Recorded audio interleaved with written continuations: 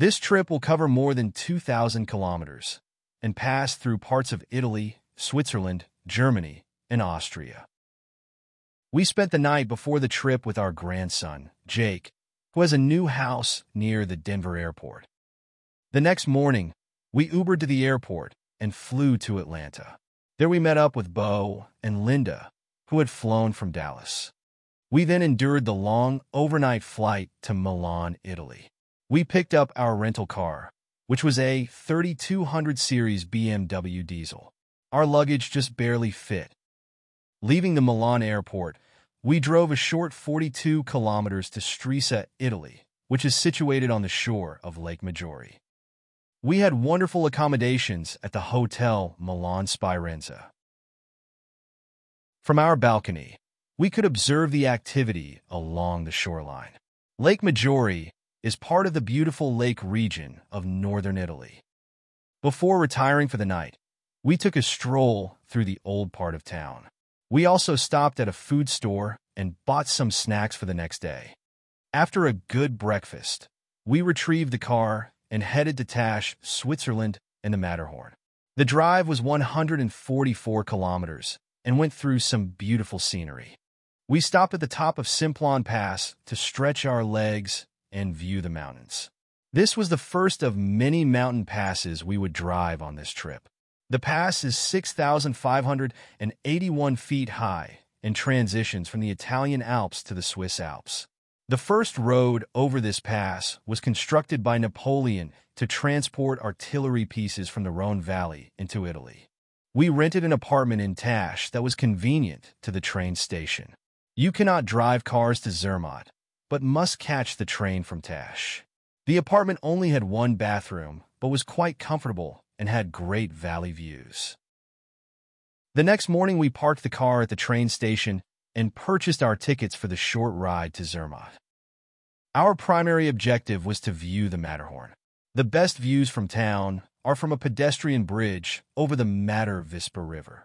While it was a nice sunny day in Zermatt, clouds were swirling around the Matterhorn, obscuring the summit of the mountain. As you cross back over the bridge to the main part of town, you will see a beautiful cemetery that straddles both sides of the road. The left side of the cemetery lies behind the main church of Zermatt.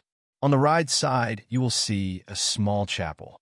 This cemetery is the final resting place for many who have died trying to summit the Matterhorn.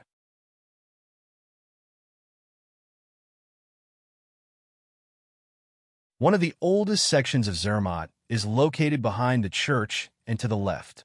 Here you will find 500-year-old wooden houses called mazos. Most sit upon columns topped with slabs of slate.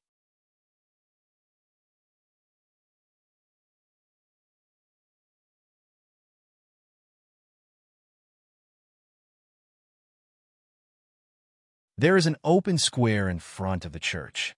We found a bench and rested from our walk while observing the people and the architecture of the buildings.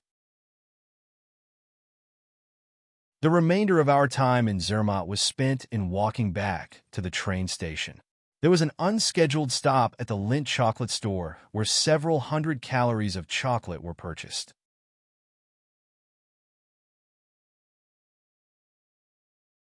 The drive the next day was 155 kilometers to Ringenberg. This house served as our base for exploring the Interlaken area of Switzerland. This was a beautiful home with views overlooking the Interlaken Valley.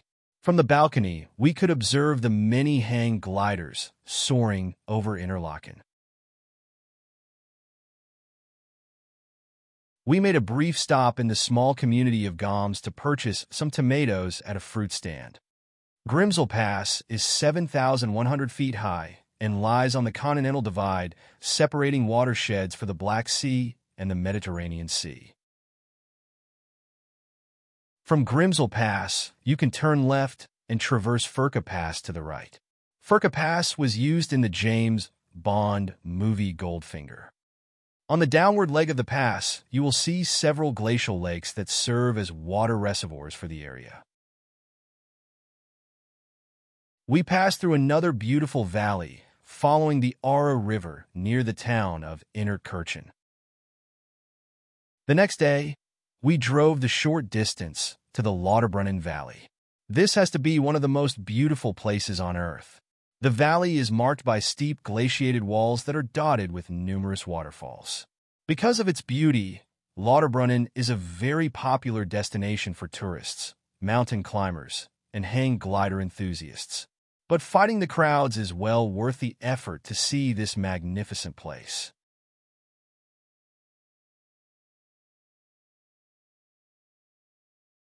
Staubach Falls is one of the most dramatic waterfalls in the Lauterbrunnen Valley.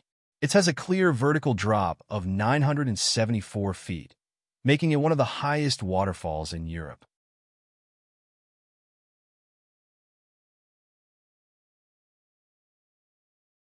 Continuing down the valley, you come to Trummelbach Falls. After riding a funicular into the mountainside, you emerge at a viewing station where you can see the Lauterbrunnen Valley. Trummelbach Falls is a unique waterfall in that it resides within the mountain itself. The water source is glacial melt from the Eiger, Mönch, and Jungfrau Mountains. The meltwater has carved a series of 10 individual waterfalls. You ride the funicular to a level between the 6th and 7th falls in the series. From there you can climb to the 4 top waterfalls or descend to the bottom 6 falls. This is a very unique adventure that we would highly recommend.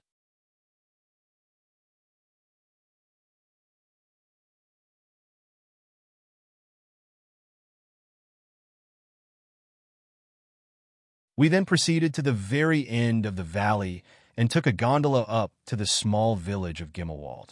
We ate a light lunch at the Mountain Hostel, which is located in a house built in 1563. We had great views of 2 valleys and their respective glaciers.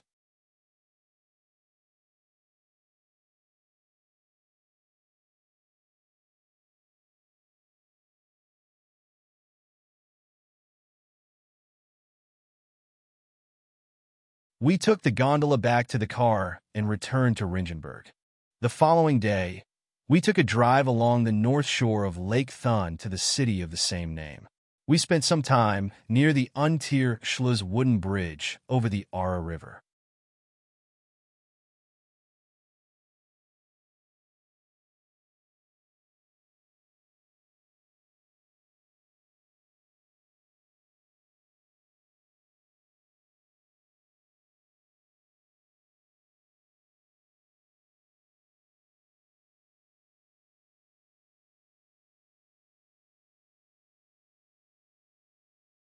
From the bridge, we walked to the town's main square.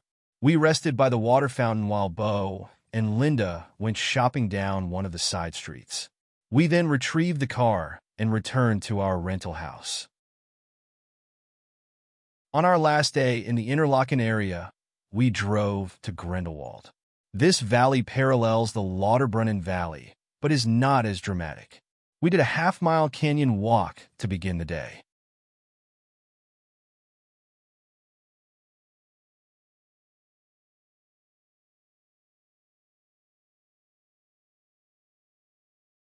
There was a great canyon swing that I would have loved doing. However, the group vetoed that idea, arguing that no one else could drive the car should something go awry.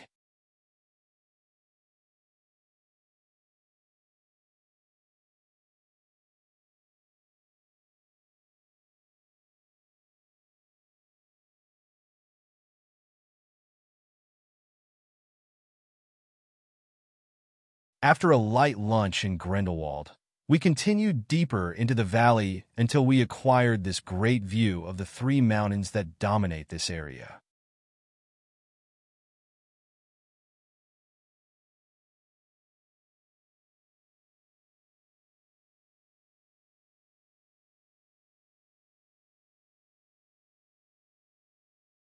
Our drive today was 370 kilometers.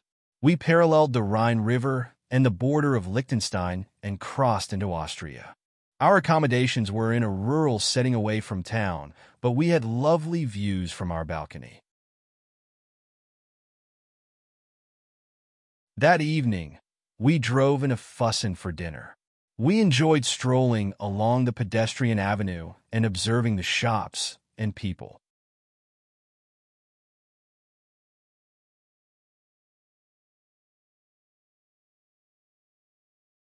We ate dinner at a restaurant Vicky and I ate in the last time we were here. The next day did not go as we had planned. I took 2 blood pressure medications that reduced my ability to visit the Neuschwanstein and Linderhof castles. We were able to allow the hills to visit both sites while we remained in the car. We then drove through the Plancy Valley before returning to Wangel.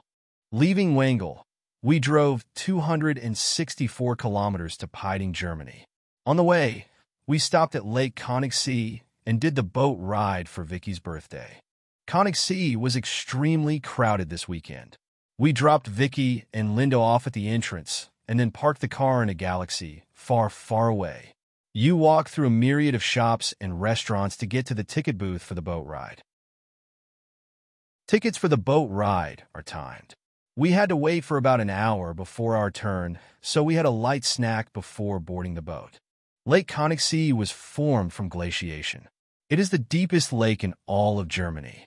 To protect the water quality of the lake, only electric boats are allowed on the lake. The single exception is an individual who has fishing rights on the lake. There are many popular hiking trails in the mountains that surround the lake. There are 3 stopping points for the boat that will drop off and pick up hikers. St. Bartholomew's is a church that lies halfway down the lake. The original church dates to 1134. The current Baroque-style building dates from 1697. We had a difficult time connecting with our host and getting into the apartment when we arrived in Piding, but we finally found her at her restaurant down the block. The apartment was quite comfortable. Our plan for the next day was a visit to Salzburg. We wanted to visit the old part of town and Mirabelle Gardens. Unfortunately, Linda got sick and we were only able to see about half of the old town before we had to return to the apartment.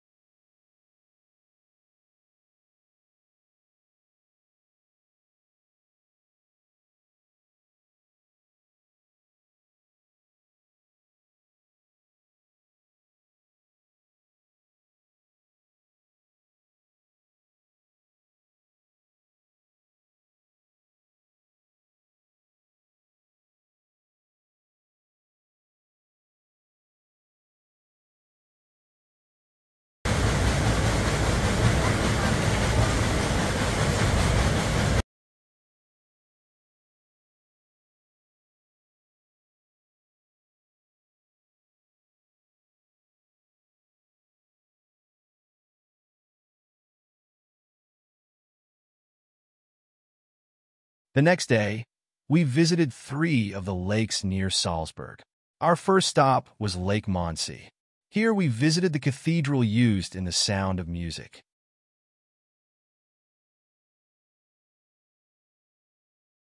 We then drove to the north shore of Lake Wolfgang, where we had lunch and visited a shoreline park.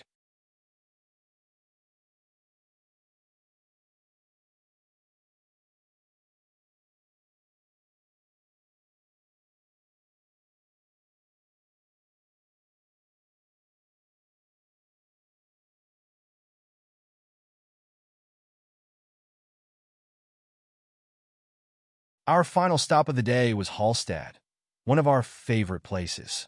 After dropping the girls off near the center of town, Bo and I parked the car a long way off. Hallstatt was quite crowded, so we limited our visit to a stroll along the waterfront.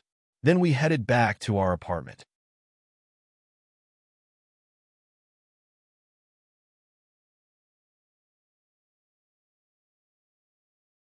Leaving Piding, we drove 348 kilometers to Araba. This included 2 passes in the Dolomites of Italy.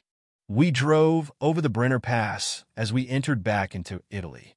Our route today will traverse 2 passes in the Dolomites on the way to Araba. The Dolomite region of Italy has been on my bucket list for many years. They did not disappoint. These are some of the most dramatic mountains I have ever seen. The following pictures do not do them justice.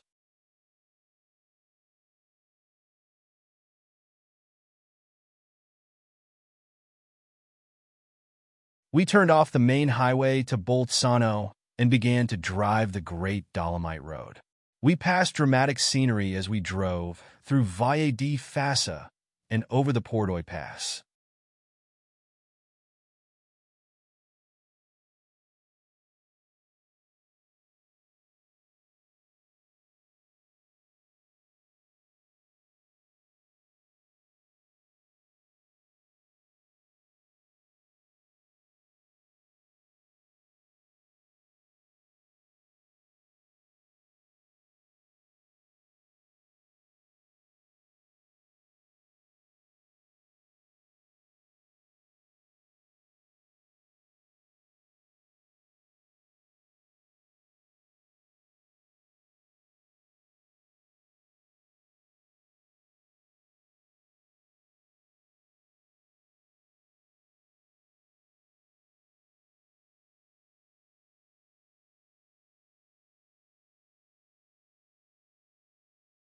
We had great accommodations at the Hotel Alpenrose in Araba.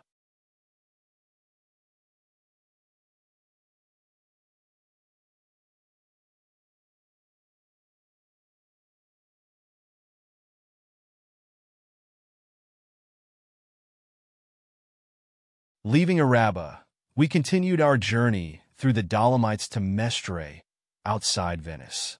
We traveled an additional 264 kilometers, traversing two mountain passes in the Dolomite Range, Falzarigo and Giu passes.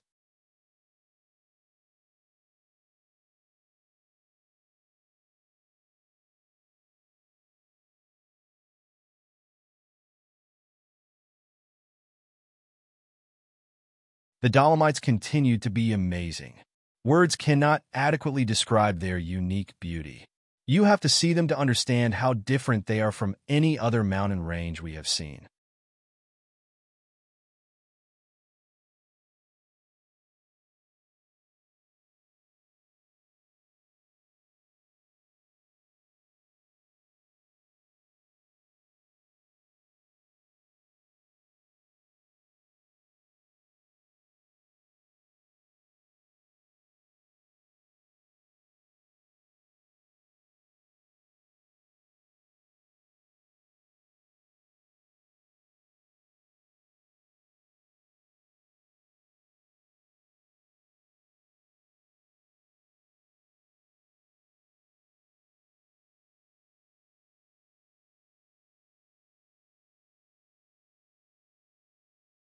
We checked into our hotel in Mestre, which is on the mainland near Venice. After a brief rest, we rode the bus to Venice and boarded a vaporetto to the San Toma district for dinner. The meal at this restaurant was good, but I cannot say the same of the owner. When we asked for our check, he said that he expected a tip on top of the table charge. This is highly unusual since Italians do not tip. He even checked how much we tipped before we left. After our meal, we took another vaporetto to St. Mark's Square. We wanted to observe this area at night while it was lit up. We then headed back to the hotel for the night. The next morning, we headed back into Venice for the day. We had purchased a 24-hour pass that included buses and vaporettos, so we repeated the bus ride into Venice, crossed the street from the bus stop, and boarded the vaporetto. Vaporettos 1 and 2 travel the Grand Canal, making several stops along the way. We recommend that if you visit Venice, this is the very first thing you do. The Grand Canal is almost 4 kilometers long and divides Venice into two parts. It is lined with what originally were the houses of the rich merchants of Venice. The lower floors were warehouses, while the upper floors were living quarters. Today, most have been converted into hotels or museums. While there are 350 bridges spanning the waterways of Venice, only 3 span the Grand Canal. 45 supplementary canals are connected to the Grand Canal. The Grand Canal always sees heavy boat traffic from vaporettos, private water taxis, private boats, and of course, the famous gondolas of Venice.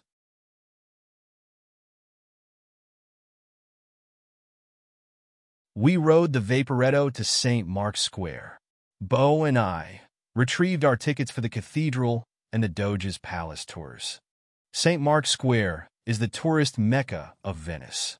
Here, you will find the Doge's Palace, the Bridge of Sighs, St. Mark's Cathedral, the Bell Tower, and the Clock Tower. We spent time observing each of these before entering the cathedral.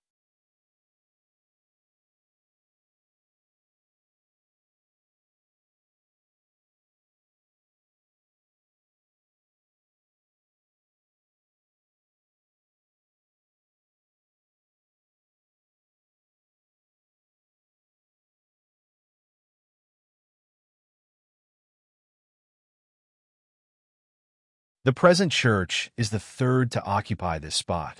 It was begun in 1063 to reflect the growing power and wealth of Venice. Many of the artifacts that decorate the interior of the cathedral were plundered from Istanbul during the Fourth Crusade. The remains of the Apostle Mark, stolen in Alexandria by Venetian pirates, are said to be buried in the church. The story of this theft is depicted in the 5 portals giving entrance to the church. The interior is richly adorned with gold leaf in all areas.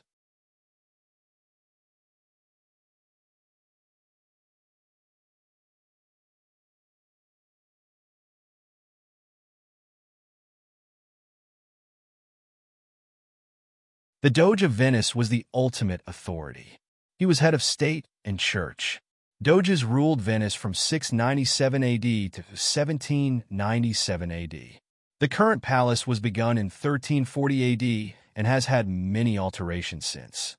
The palace was designed to show the might and power of the Doge and to intimidate all those who had an audience with him.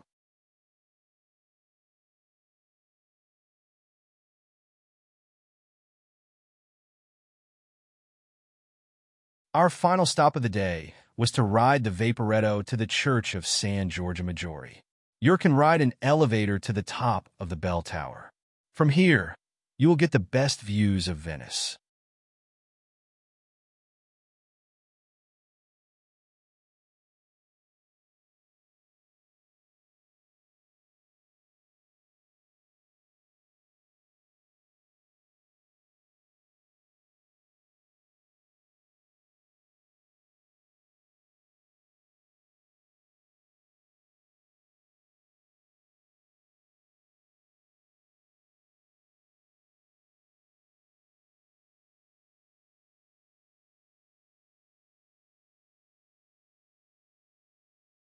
We drove 373 kilometers the next morning to our villa in Castellina in Chieti. This was an uneventful drive until we got to our destination. The villa lies off the main road and down a dirt road. We stopped at the Michelangelo overlooking Florence so that the hills could view this awesome city.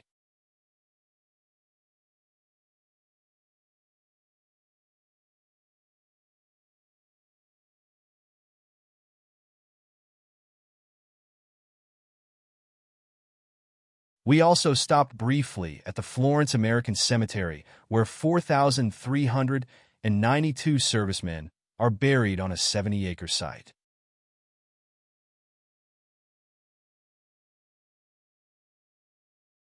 Our accommodations at this villa were outstanding, and also the cheapest of any of our rentals. We had a 2-bedroom and 2-bath apartment overlooking the Flagstone Court. The villa was owned by Jerome, who was a retired officer from the Brussels police force. The villa had an infinity pool, hot tub, sauna, and conference room with a latte machine available for our use. This was an amazing find. We took a drive through the Tuscany area to 2 of our favorite hilltop towns, San Gimignano and Volterra.